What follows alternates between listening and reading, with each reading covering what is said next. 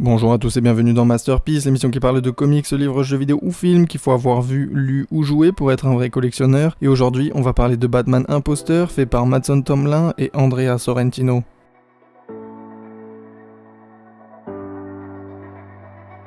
Cela fait 3 ans que Bruce Wayne a endossé le costume de Batman, afin de faire de Gotham une ville plus sûre et moins corrompue. À force de sacrifices et de persévérance, il a presque atteint son objectif, mais quand un imposteur adopte son déguisement afin d'assassiner d'anciens criminels, c'est toute la police de Gotham qui se met à ses trousses, notamment l'inspectrice Blair Wong, déterminée à découvrir la véritable identité du justicier.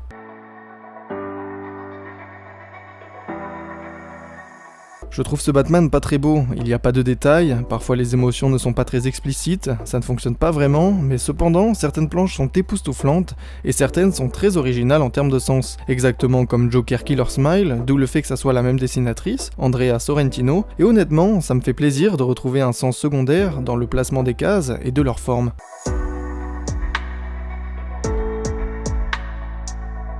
Alors forcément, dans Batman Imposteur, il y a quelqu'un qui veut prendre sa place. Cet imposteur a absolument toutes les infos sur comment il procède, le même style de combat, le même équipement, les mêmes stratégies, bref, il est comme lui, sauf qu'il tue les méchants, et ça c'est pas très bon pour la réputation du bon Batman, qui a une seule et unique règle d'or, qui est de ne pas tuer.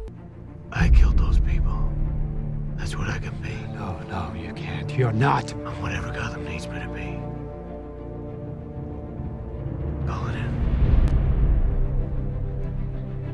Durant cette histoire, Bruce va donc se battre contre lui-même, ce qui va être appuyé par les premières pages du comics. Bruce est une psychologue. Il va être accompagné d'une psychologue tout au long du livre pour comprendre sa situation, son passé, ses problèmes. Ce comics est totalement le contraire de ce qu'est Batman, la créature de la nuit, puisque ici, le psychologue est d'un vrai soutien psychologique. Celle-ci ne va pas hésiter à aider Bruce pour éviter qu'il se perde lui-même dans cet affrontement. De plus, on va avoir un atout très intéressant dans ce comics, Blair Wong, qui est une policière très intelligente, un peu à la James Gordon, d'ailleurs absent dans ce livre, néanmoins cité. Bref, elle va donc enquêter et va se retrouver face à Bruce Wayne, dont ils ont énormément de points communs, puisqu'ils ont vécu les mêmes choses et tous deux se battent pour la justice. Batman a ce symbole, mais la question est vite remise en question, puisque deux Batman, mais un seul Bruce, équivaut à deux perceptions des valeurs de Batman et de son symbole. Du coup, qu'est-ce que Batman, me direz-vous ? Eh bien finalement, Batman est bon, mais engendre aussi du mauvais, ce qui n'est absolument pas nouveau, mais ici, je trouve que rajouter un personnage précis pour illustrer ce propos est vraiment une excellente idée. Mattson a aussi l'excellente idée d'intégrer le personnage d'Otis Flanagan, qui est un exterminateur de rats, sauf que dès le début, on comprend qu'il fait ça uniquement car c'est son boulot, mais surtout, car pour lui, les rats sont bien plus intéressants que les humains. Puis on comprend vite que celui-ci est un rejeté de la société, les gens lui parlent mal non-stop, lui dérobent de l'argent durement gagné, lui volent ses habits, bref, il est démuni absolument de tout. Plus rien ne lui appartient, mais le seul et unique espoir qui le laisse encore en vie, c'est Batman, puisqu'il va aller l'aider à éliminer les vermines de la ville, comme certains barons de la Peg par exemple. Cependant, il va y avoir le revers de la médaille, celui-ci a aidé en fait l'imposteur, et va finir sa vie suicidé, exactement comme il le pensait, dans une salle d'interrogatoire. Cette situation résultant du fait que Bruce a arrêté cet homme, ce qui provoque un duel et questionnement intéressant. Bruce est-il le Batman que Gotham a besoin, puisque l'autre Batman n'est pas si mauvais au fond? A hero. Not the hero we deserved, but the hero we needed. Nothing less than a knight. Shining. I'll hunt you. You'll hunt me. You'll condemn me. Set the dogs on me. Because that's what needs to happen.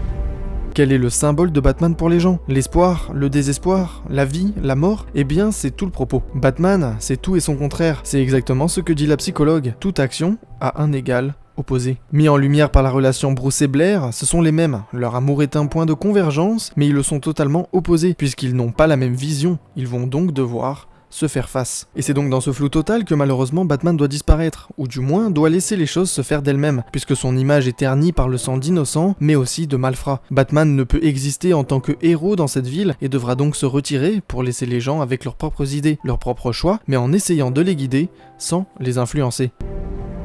Because sometimes truth isn't good enough. Sometimes people deserve more. Sometimes people deserve to have their faith rewarded.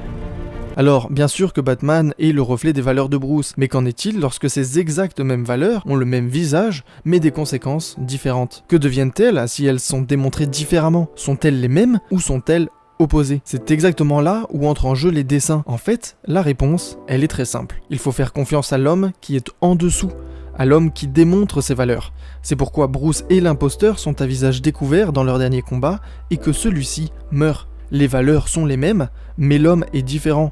Les actes et choix le sont donc également. Il y a d'un côté la vie avec la prison, et de l'autre, la mort. Ce qui fait d'ailleurs un joli parallèle, je trouve, avec le Batman original et le Batman que souvent les gens veulent voir. Un Batman sanguinaire, mais malheureusement Batman est et restera celui qu'il a toujours été.